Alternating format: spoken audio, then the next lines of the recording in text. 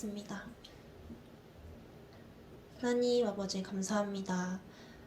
이 시간 우리에게 주님께 찬양하고 예배할 수 있는 시간 허락하여 주심에 감사합니다. 아버지, 우리의 마음이 주님께로 돌아가기를, 우리의 믿음과 우리의 시선이 주님께 돌아가기 위해 이 자리 가운데, 이 시간 가운데 주님 예배하러 모였습니다. 이 예배하는 모든 시간 가운데 모든 장소에서 주님과 함께하길 원하고 주님께 시선이 두지 않았던 사람들 모두 주님께로 돌릴 수 있도록 주님 우리에게 그 은혜와 그 소망을 허락하여 주시옵소서.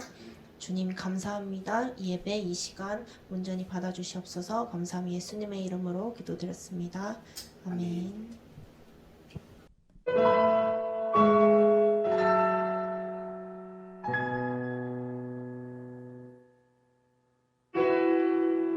혼자서만 세상을 사는 듯이 주가 멀어 보이기만 할 때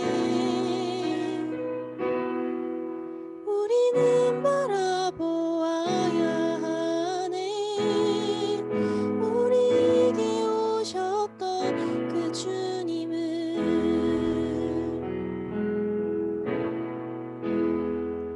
혼자서만 세상을 사는 듯이 주가 멀어 보이기만 할 때 우리는 바라보아야 하네. 우리에게 오셨던 그 주님을 주님이 우리의 아픈 마음을 아시네. 가까이서 우리의 아픔에 공감하시네. 우리 가운데 찾아오셨던 그 주님이 우리의 모든 상황에 공감하시네.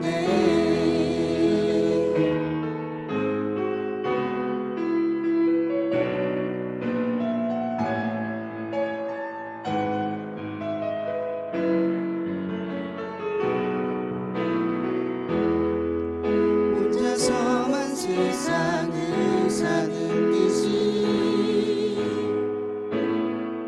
주가 멀어 보이기만 할 때 우리는 바라보아야 하네. 우리에게 오셨던 그 주님을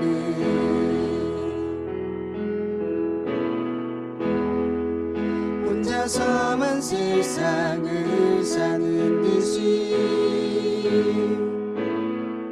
주가 멀어 보이기만 할 때 우리는 바라보아야 하네. 우리에게 오셨던 그 주님을 주님이 우리의 아픈 마음을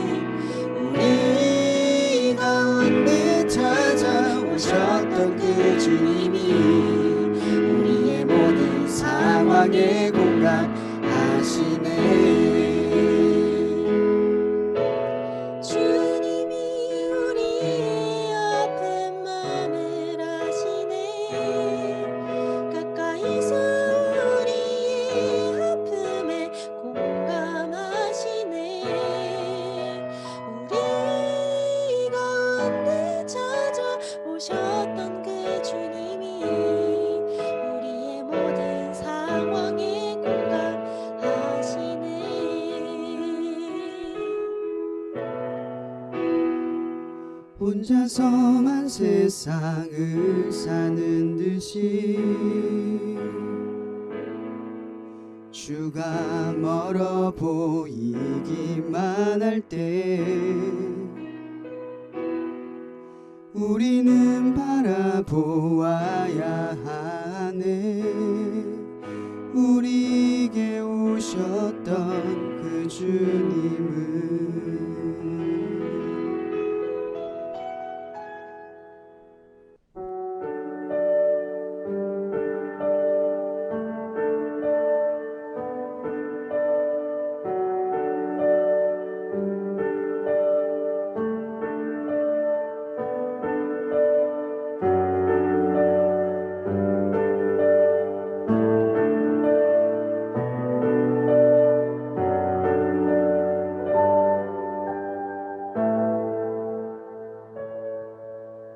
공허한 이 세상 소망 하나 없는데 우리 약함을 동정하느니 포기치 않으시네.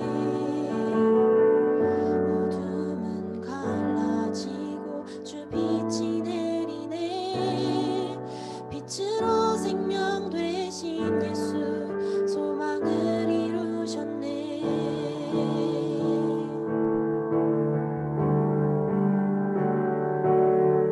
모든 찬양과 모든 영광을 받기 합당하시니 주의 보좌 앞에 모든 일 꿇어 경배드리니 온 하늘과 숨쉬는 모든 생명들아 소리쳐 아름답고 위대하신 주 우리 주를 찬양해.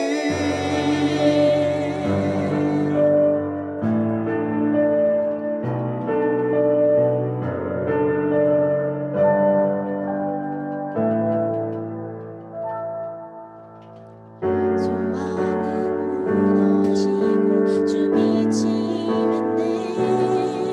빛으로 생명 되신 예수 소망을 이루셨네. 주의 희생으로 우리들은 살아나 영원히 아버지 집에서 우리 찬양하겠네.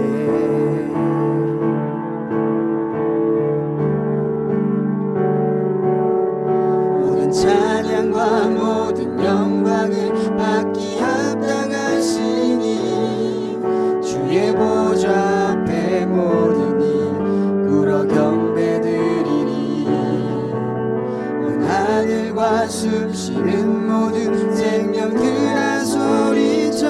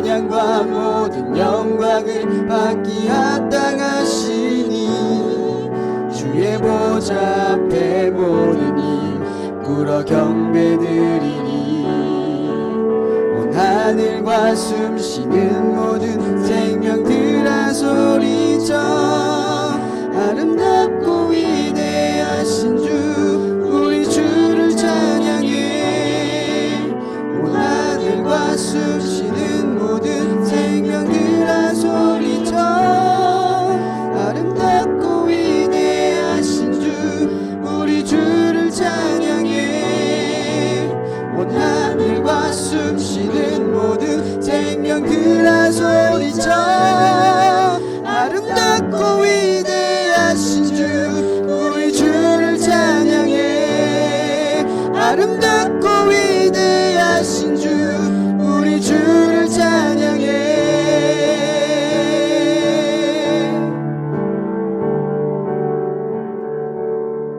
그때에 우리는 주 얼굴을 보리니 우리 눈에 맺힌 눈물 그가 닦아주시리.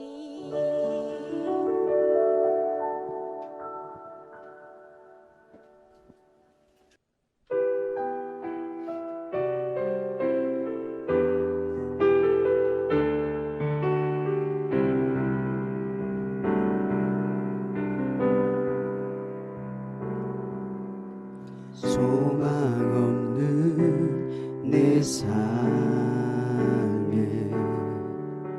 새 생명 허락하시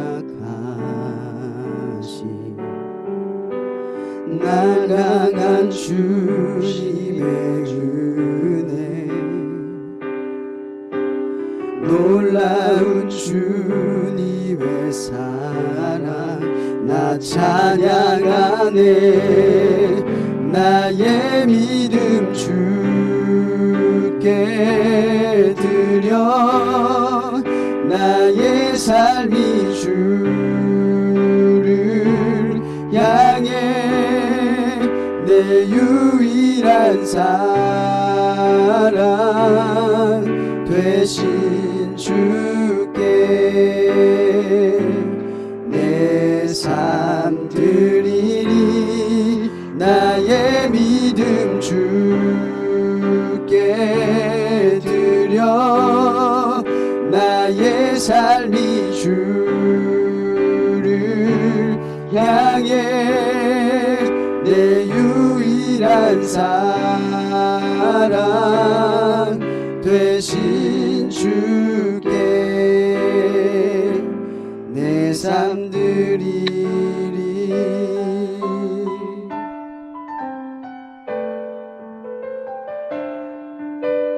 삶의 문제 힘겨워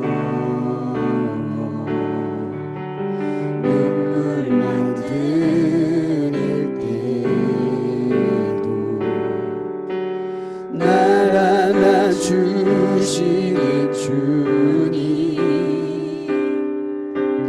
한없는 주님의 사랑 나 찬양하네 나의 삶인 주께 드려 나의 삶이 주를 향해 내 유일한 사랑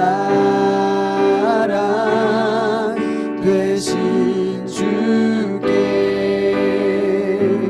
내 삶 드리리 나의 믿음 주께 드려 나의 삶이 주를 향해 내 유일한 사랑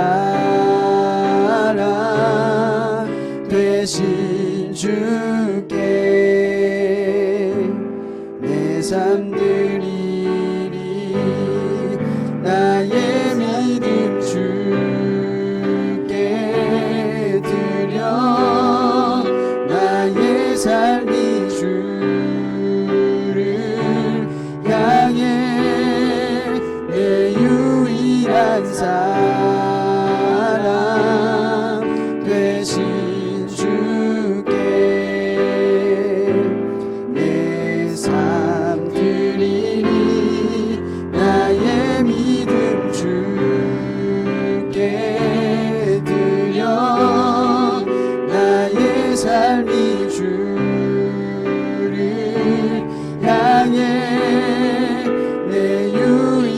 유일한 사랑 되신 주께 내 삶 드리리 나의 믿음 주께 드려 나의 삶이 주를 향해 내 유일한 사랑 되신 주께 내 삶 드리리.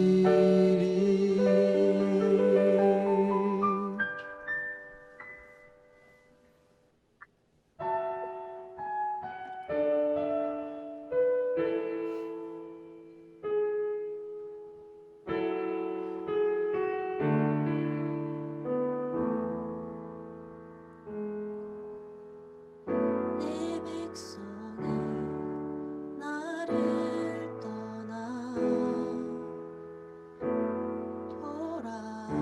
돌아섰지만 내 사랑이 내 백성을 포기 못하니 내 모든 것 내어주고 나 그들을 얻으리라. 여호와께 돌아가자. 우린 돌아서도 그는 변치 않네. 여호와께 돌아가자. 우린 넘어져도 그 사랑 영원하네.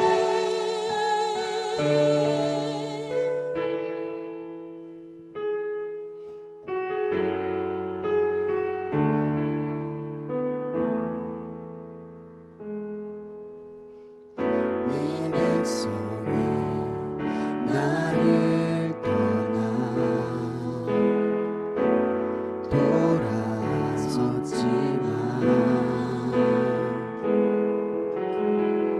내 사랑이 내 백성을 포기 못하니 내 모든 것 내어주고 나 그들을 얻으리라. 여호와께 돌아가자. 우린 돌아서도 그는 변치 않네. 여호와께 돌아가자. 우린 넘어져도 그 사랑 영원하네. 여호와께 돌아가자. 우린 돌아서도 그는 변치 않네. 여호와께 돌아가자. 우린 넘어져도 그 사랑 영원하네.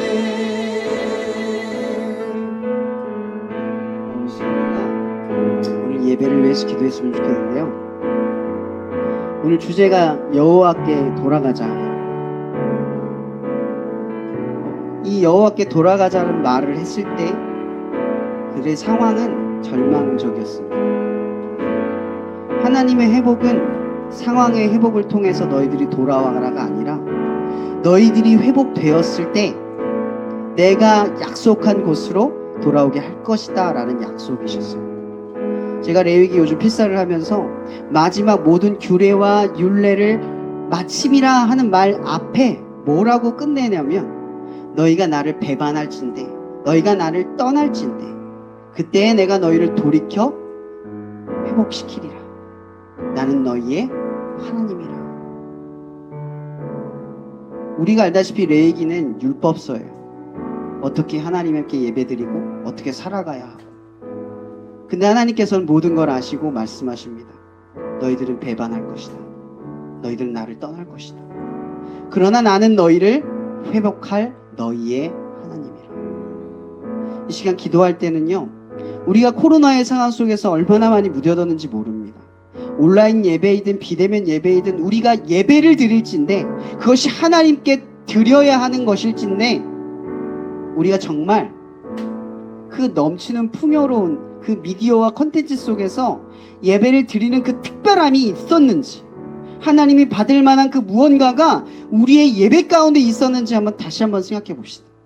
꼭 교회에 가서만, 꼭 예배다운 그 흐름과 모습과 분위기가 있어야만 예배가 되는 우리가 아니라, 그런 상황이 아니어도 예배이면, 하나님께 드려지는 것이면 우리가 예배를 드리는 사람이 되기를, 그런 회복이 이 코로나의 상황 속에서 있었으면 좋겠습니다. 이 시간 기도할 때는요, 하나님, 내가 이 코로나의 상황 속에서 얼마나 무뎌지고 얼마나 매너리즘에 빠져가고 하나님께 드리지 못할 예배와 모습과 태도와 생각과 잘못된 방향 속에서 하나님께 떠나 있었는지, 그것을 묵상하며 기도하길 원합니다. 또한 하나님은 이 모든 상황을 아시고도 너희의 하나님은 너희를 회복할 것이다. 그런 믿음을 달라고, 나의 하나님을 고백하면서 우리의 동떨어진 하나님께 돌아가야만 하는 우리의 상태를 두고 하나님에 대한 신뢰와 믿음을 회복하는 그 마음을 가지고 기도했으면 좋겠습니다. 기도하시겠습니다. 하나님, 이 시간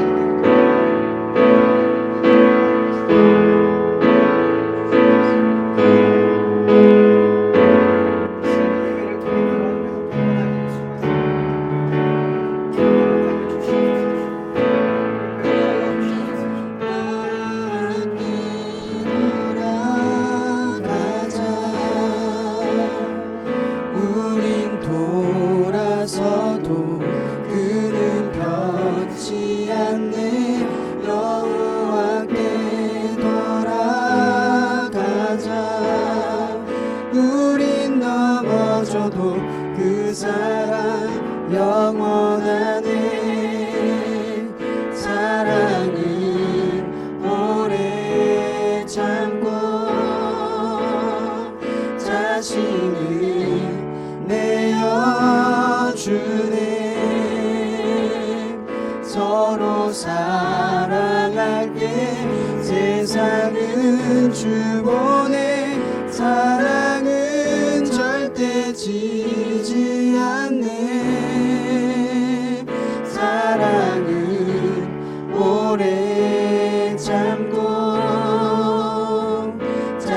우리를 내어주네.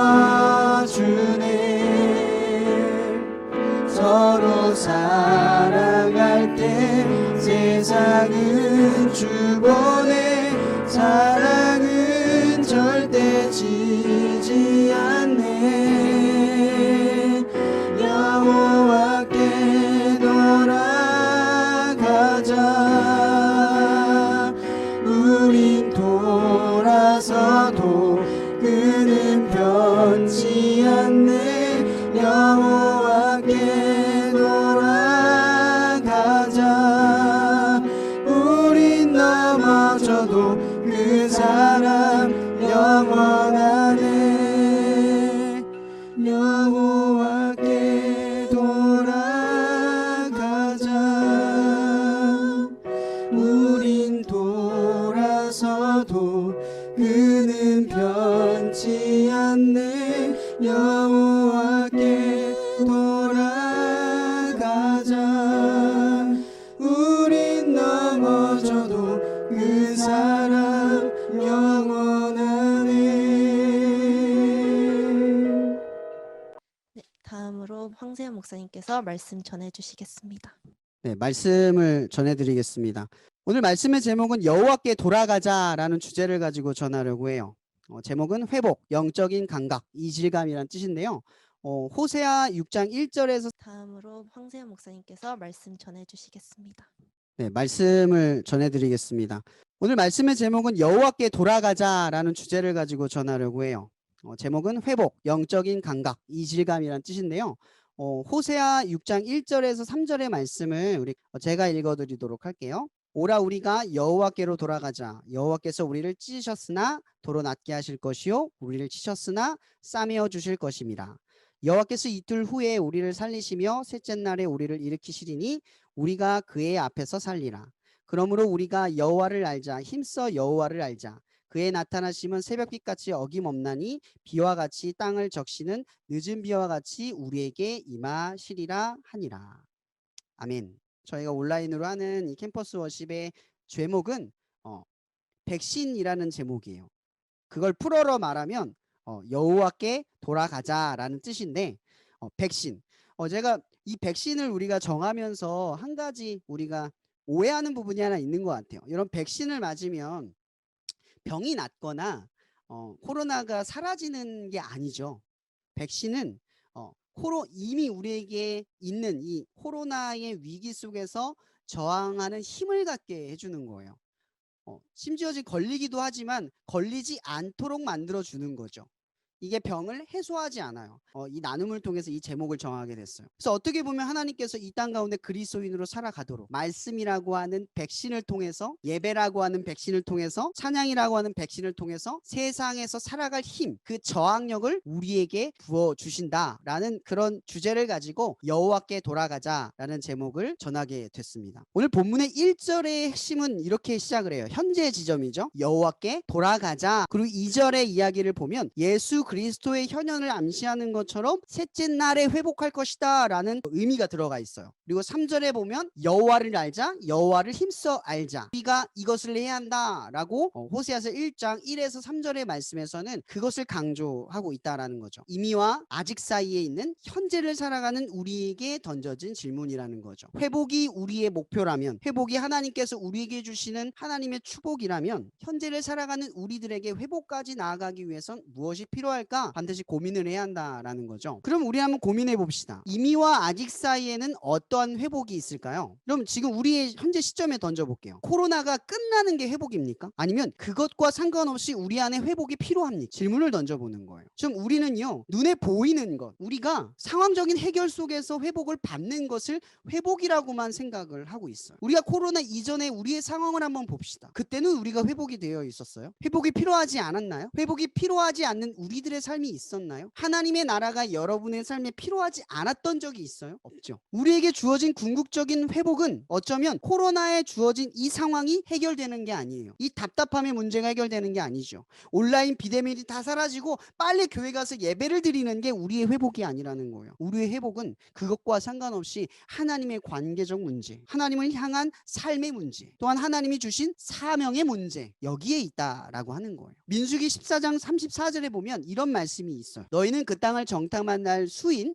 40일을 하루를 1년으로 쳐서 그 40년간 너희의 죄악을 담당할지니 너희는 그제서야 내가 싫어하면 어떻게 되는지를 알리라 하셨다 하라. 이 말씀을 가만히 보면요, 이런 질문을 한번 던져보게 돼요. 여러분, 하나님께서 죄가 잘못됐다, 그것은 죄다라고 행동적인 규범을 말씀하시는 게 아니라 개인의 감정을 말씀하세요. 그 감정이 뭐냐면 나는 싫어라는 표현인 거죠. 나는 너희들이 그렇게 하면 싫어라는 거예요. 왜 하나님께서는 민수기에서 그들이 정탐을 하고 나서 오히려 하나님의 약속보다는 세상에 대한 두려움, 가나안 땅에 사는 사람에 대한 두려움으로 백성들에게 원망과 불씨를 심어준 그 행동에 대한 그것들이 하나님께서는 싫어했다라는 거죠. 저는 왜 여기에 핵심을 가져왔냐면, 우리가 하나님의 뜻대로 살아갈 때 고민하는 게 뭐예요? 하나님이 좋아하는 거랑 하나님이 싫어하는 거예요. 그걸 아는 게 중요한 거죠. 왜? 하나님과 우리의 관계는 종교적인 신의 관계가 아니에요. 아버지 하나님이 뭘 좋아하고 뭘 싫어하는지를 궁극적으로 친밀한 가운데 알아가는 거죠. 그렇게 우리에게 주어진 질문은 뭐예요? 하나님이 뭘 좋아하는가? 그 반대로 뭐예요? 하나님이 뭘 싫어하는가인 거죠. 그럼 우리가 한번 고민해 볼 필요 있어요. 하나님이 싫어한다는 게 뭘까요? 이사야서 1장 14절에 17절에 보면 이런 말이 있어요. 내 마음이 너희의 월삭과 정한 절기를 싫어하나니 이것이 내게 무거운 짐이라 라고 이야기를 하세요. 또 뭐라고 말씀하시냐면, 너희가 손을 펼 때에 내가 내 눈을 너희에게서 가리지 않고 너희가 많이 기도할지라도 내가 듣지 아니하리니 이는 너희의 손에 뭐예요? 피가 가득하기 때문이다. 너희는 스스로 씻으며 스스로 깨끗하게 하여 내 목전에서 너희의 악한 행실을 버리며 너희의 악행을 그치고 선행을 배우며 정의를 구하며 학대를 받는 자를 도와주며 고아를 위하여 신원하며 과부를 위하여 변호하라 하셨느니라. 여러분, 종교적 제의, 그것이 우리를 하나님에게 만족함으로 끌어지지 않는다는 거죠. 하나님이 지금 이사야서에서 그 사람들, 그 시대 사람들에게 싫어한다라는 표현을 하고 있는 그것은 뭐냐면요, 그 안에 그 깨끗함을 추구하고 거룩함을 추구하는 이 종교적 제의 안에 뭐를 담아오지 않은 거예요? 삶을 담아오지 않은 거예요. 진정성을 담아오지 않은 거죠. 가짜를 들고 와서 깨끗한 척, 손만 씻고 손만 깨끗하게 씻어놓고 하나님 받으세요 이러는 거예요. 하나님은 그 이면적 동기를 다 알고 계신다는 거죠.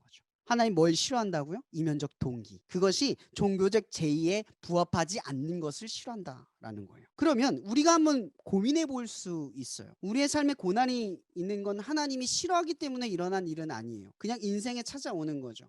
마치 비가 내리듯 모든 사람들에게 공평하게 주어지는 거예요. 그러나 우리에게 한 가지 질문을 던질 필요가 있어요. 하나님께서 왜 우리의 인생에 고난을 주시는가?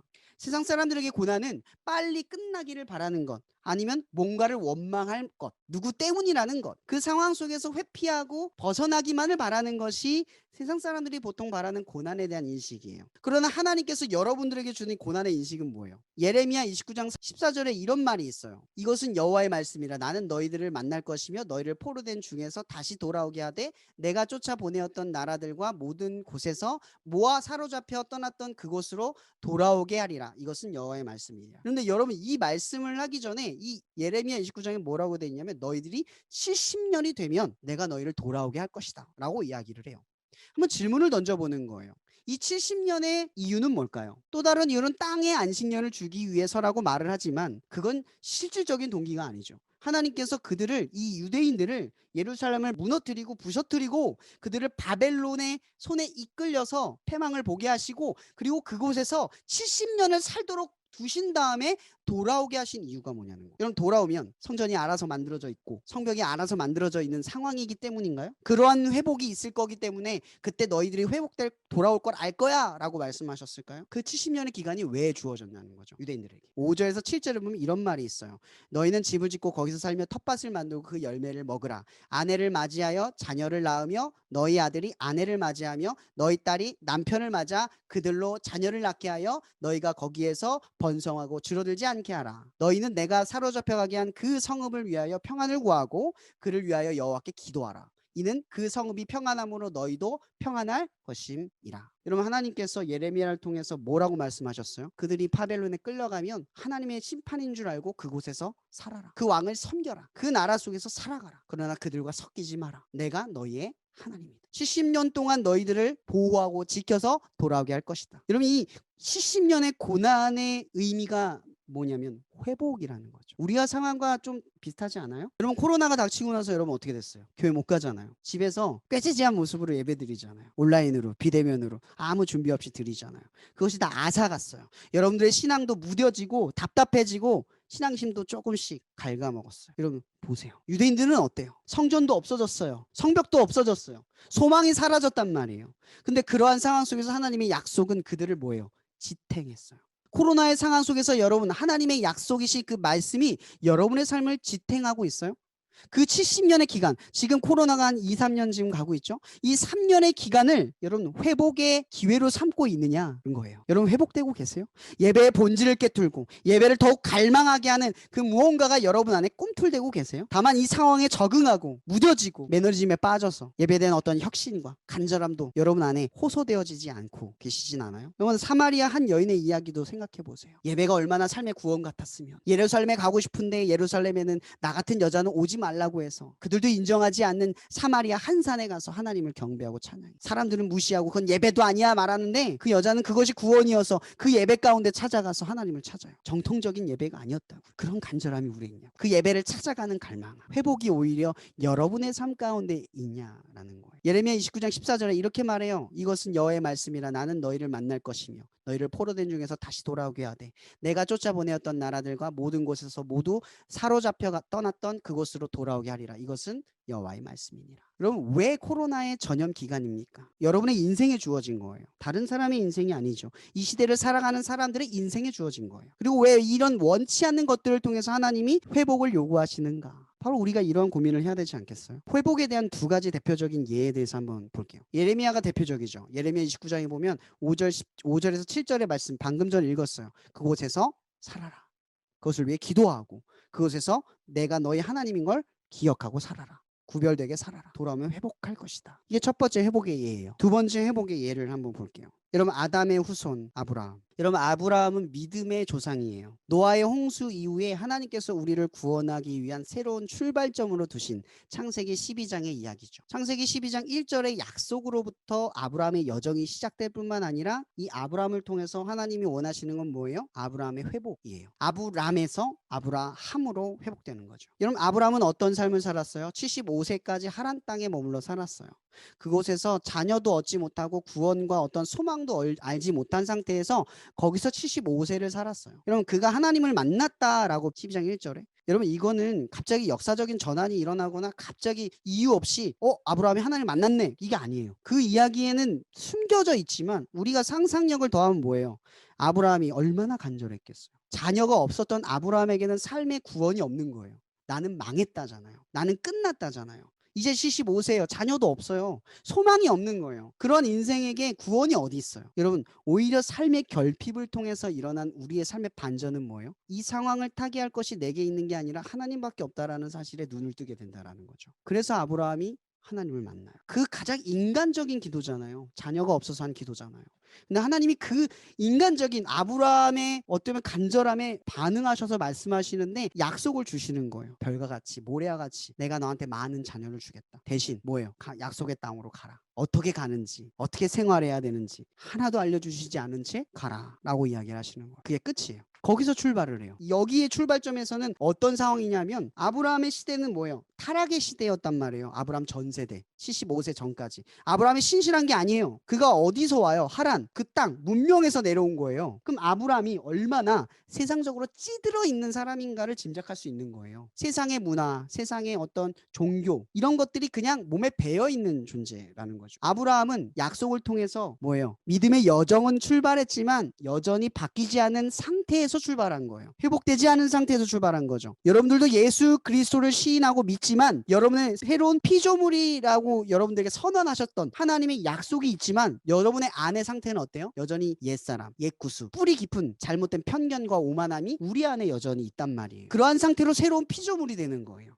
그러한 상태로 아브라함이 약속을 통해 가나안 땅으로 들어가는 거예요. 근데 이 보세요. 아브라함이 어떻게 변하는가를 볼 텐데 9절에 보면 이런 말이 있어요. 12장 9절에 점점 남방으로 옮겨갔더라. 제가 이 말씀을 묵상을 하면서 이런 생각이 들었어요. 왜 아브라함이 기근이 생기면, 삶의 목숨에 위협이 생기면 단번에 애굽으로 내려가서 살 방법을 찾으면, 근방의 도시로 가서 살 방법을 찾으면 되는데 왜 애굽으로 갔을까? 첫 번째 질문. 두 번째, 왜 점점 내려갔을까? 한 번에 가지 않고 점점 내려갔어. 한번 생각해 보세요. 그러면 아브라함은 도시 문명을 경험한 사람이잖아요. 그죠? 기근이 생기면 어떻게 극복해야 되는지 세상적으로 알고 있는 사람이에요. 그죠? 그럼 자기가 가장 알고 있는 방법으로, 익숙한 방법으로 가지 않겠어요? 뭐 어디로 가겠어요? 하란 땅으로 갔겠죠. 근데 애굽으로 갔어. 왜일까요? 그리고 바로 하란으로 가면 되는데 기근이 생기자마자. 근데 왜 점점 내려갔을까요? 그냥 가면 되는데, 한 번에 가면 되는데. 저는 여기서 한 가지 아브라함의 변화의 시작을 보게 됐어요. 뭐냐면 버팀의 증거가 있었다라는 거죠. 점점 내려갔다, 점점 애굽으로 갔다, 남방으로 갔다라는 말은 북방으로 올라가지 않고 남방으로 내려갔다는 말은 자기가 예전에 갔던 길로 가지 않았고 뭐예요? 단번에 내려가지 않음으로써 버텼다라는 거죠. 뭘로 버틴 거예요? 하나님이 가나안 땅에 가라 한 것에 버틴 거예요. 그러나 아브라함에겐 뭐가 없어요? 믿음이 없고 힘이 없어요. 여기선 뭐가 있어요? 하나님의 일방적인 은혜가 있는 거예요. 여러분, 아브라함의 이야기 얼마나 비참해요. 아내를 누이로 말하고, 그죠? 수만 번, 수백 번 수많은 위기 속에 처했지만 그를 건져낸 건 여전히 하나님이었어요. 여러분, 가나안 땅에서 하나님이 가라, 아브라함이 행동했죠. 무브먼트했죠. 그건 아브라함이 한 거예요. 근데 그 이유는 누가 책임졌어요? 하나님이 그 약속을 책임진 거예요. 이게 뭐예요? 은혜예요. 여러분들이 약속으로 출발했지만 여러분의 여정이 점점 남방으로 쫓겨나는, 코로나 때문에 여러분이 예배, 하나님을 향한 것이 점점 남방으로 밀려나겠지만 그 버팀의 증거들로 인해 하나님을 위해서 버티는 여러분의 그 보잘것없는 움직임이 하나님이 들어쓰시는 통로가 된다는 거죠. 우리가 연약한 건 상관없어요. 13장 2절에 보면 이런 말이 있어요. 여러분, 아브라함이 애굽으로 내려갔잖아요. 거기서 뭘 경험해요? 바로 왕에게 아내를 뺏기잖아요. 그렇죠? 그리고 다시 돌려받아요. 그런 역사가 있어요. 아브라함이 힘으로 뺏은 게 아니에요. 하나님이 개입해서 내려온 거예요. 근데 13장 2절에 보면 뭐라고 돼 있냐면 아브라함에게 가축과 은과 금이 풍부했더라. 이게 바로 왕에게 풀려나자마자 아브라함의 근황을 알려준 거예요. 여러분, 여기서 질문 하나 던져지지 않아요? 여러분, 서울에 사는데 집이 50평이고 차가 롤스로이스인가요? 뭐 그런 거. 통장에는 100억이 있어. 그러면 충주로 내려올래요? 당연히 안 내려오잖아요. 이거 상식적이지 않잖아요. 그죠? 근데 세상적인 가치로 보면 그게 맞는 거예요. 근데 하나님의 나라로 보면 안 되는 거죠. 아브라함에겐 안 되는 거예요. 왠지 아세요? 점점 남방으로 내려갔던 그 버팀의 증거가 아브라함의 변화, 회복의 시작이었기 때문이에요. 어떤 회복이 있는 줄 아세요? 13장 3절에 보면 13장 3절 창세기, 아브라함이 애굽을 떠나는데 그가 네겝으로부터 길을 떠나 베델에 이르며 베델과 아이 사이 곧 전에 장막 쳤던 곳에 이르렀다라고 되어 있어요. 여러분, 아브라함이 갑자기 왜 약속의 땅으로 떠났을까요? 애굽 땅을 벗어나서. 왜 떠났을까요? 아브라함은 이질감을 느낀 거예요. 이질감, 가치관이 변한 거죠. 점점 남방으로 내려오는 그 버팀의 시간들을 통해서 아브라함이 뭐예요? 변화된 거예요. 회복이 되어간 거죠. 하나님이 원하는 아담의 최초의 형상, 하나님을 바라고 하나님을 믿고 하나님의 만족스러운, 하나님을 바라는 그런 인생의 변화가 일어나기 시작을 한 거죠. 애굽에 있는 것이, 금과 은, 가축이 충분했지만 애굽에 있는 게 불편한 거예요. 약속의 땅으로 가지 않으면 불편한 거예요. 회복이 된 거죠. 아브라함에게 회복이 된 거예요.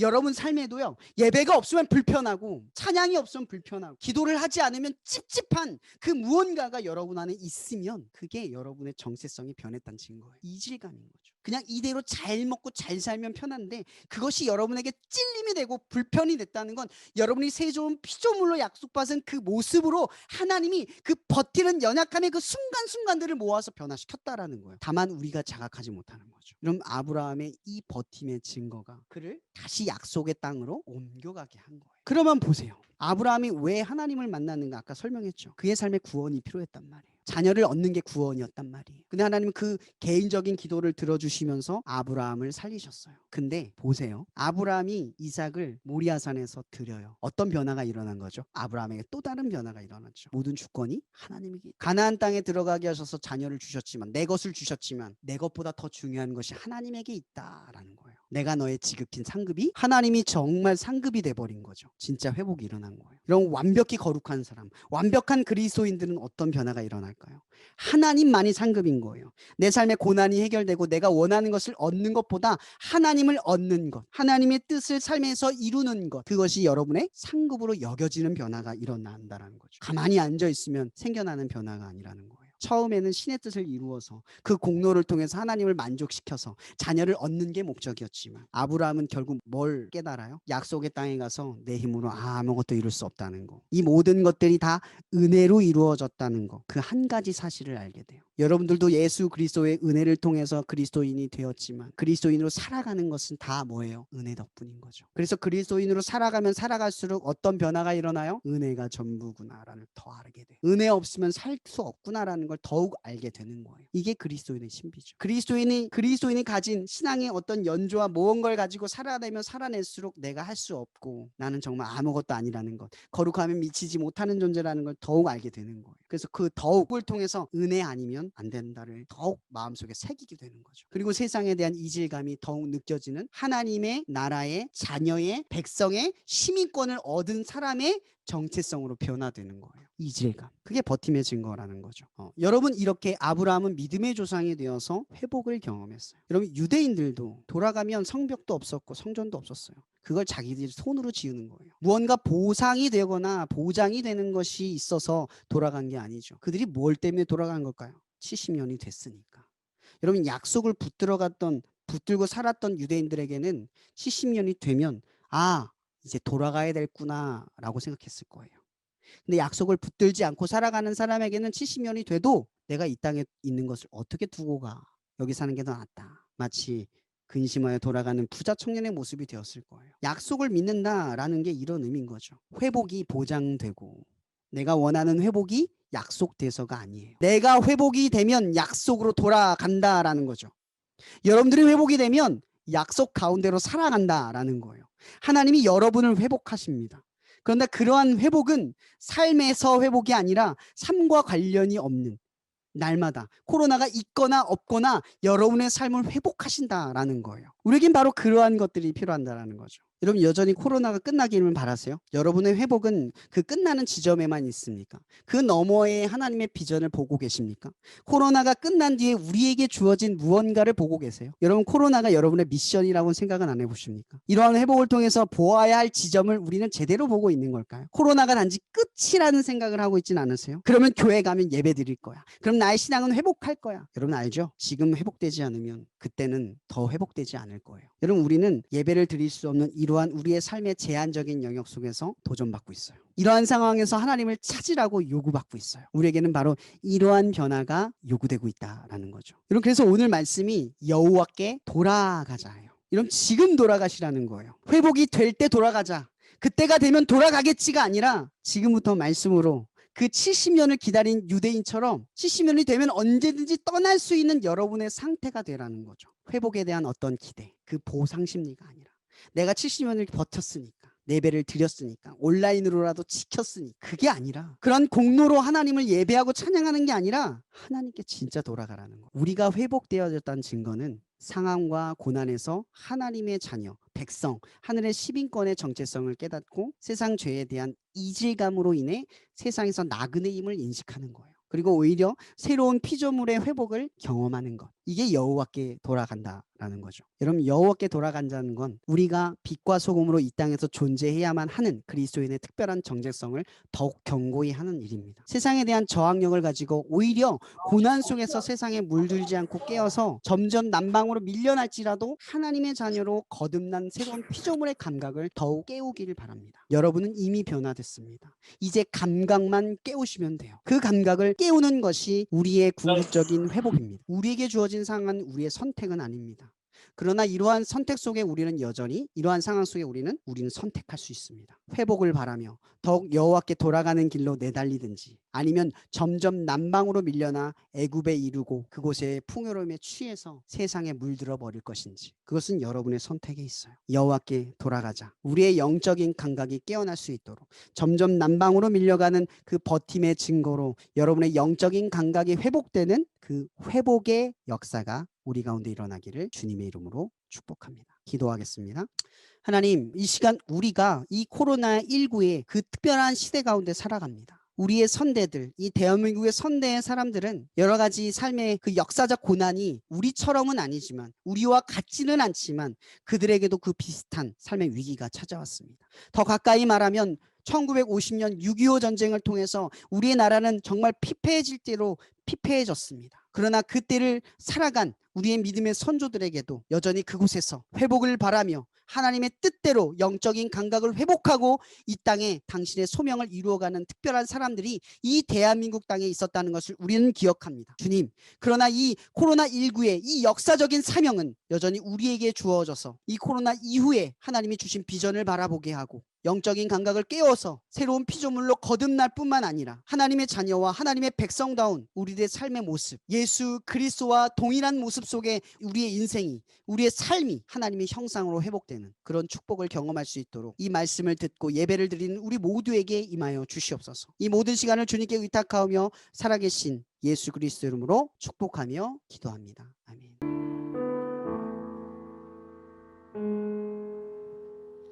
내 백성이 나를 떠나 돌아섰지만 내 사랑이 내 백성을 포기 못하니 내 모든 것 내어주고 나 그들을 얻으리라. 여호와께 돌아가자. 우린 돌아서도 그는 변치 않는 여호와께 돌아가자. 우린 넘어져도 그 사랑 영원하네.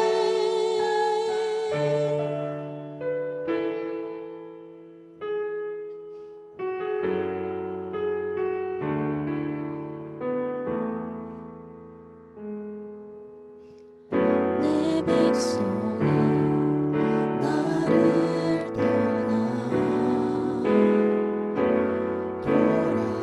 돌아섰지만 내 사랑이 내 백성을 포기 못하니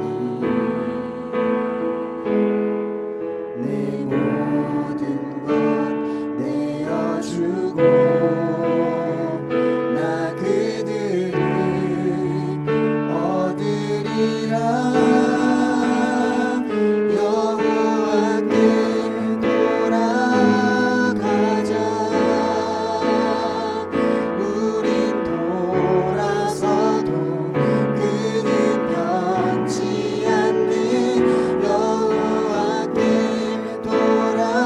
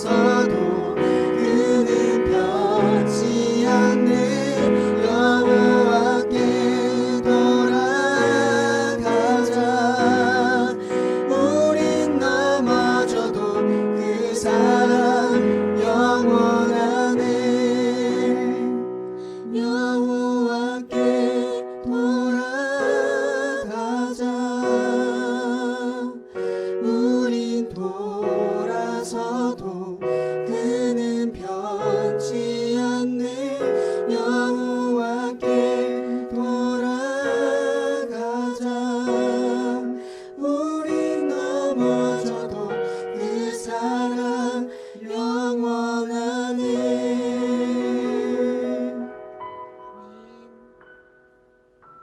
하나님 감사합니다. 이 시간 오늘도 우리에게 이러한 예배를 허락하시고 온라인 가운데에서도 이 엘림찬단이 한국교통대의 찬양으로서 그 섬김을 다할 수 있도록 우리에게 지혜를 부어주신 것 감사합니다.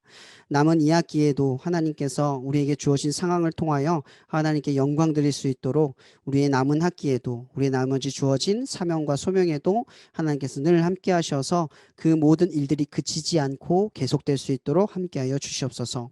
오늘 이 자리에 함께 나와 예배를 드리고 또한 이러한 예배를 사모하고 그 회복을 꿈꾸는 이들에게 하나님께서 이 70년의 기간 동안, 이 코로나의 3년의 기간 동안 이 회복이 일어날 수 있는 하나님의 역사가 그의 인생의 중심이 될 수 있게 하여 주시고, 그로 인하여 그가 새로운 피조물로 거듭나는 영적인 감각이, 하나님의 자녀다운 모습이, 예수 그리스도의 형상을 닮은 하나님의 형상이 우리의 마음과 외모와 모든 것에서 영적인 회복이 일어날 수 있도록 축복하여 주시옵소서. 모든 것에 감사하며 살아계신 예수 그리스도 이름으로 기도합니다.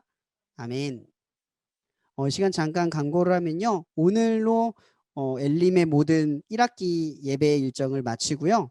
방학 때는 저희들이 모임을 할지 안 할지는 모르지만 이후에 좀 계획을 잡고 하려고 합니다.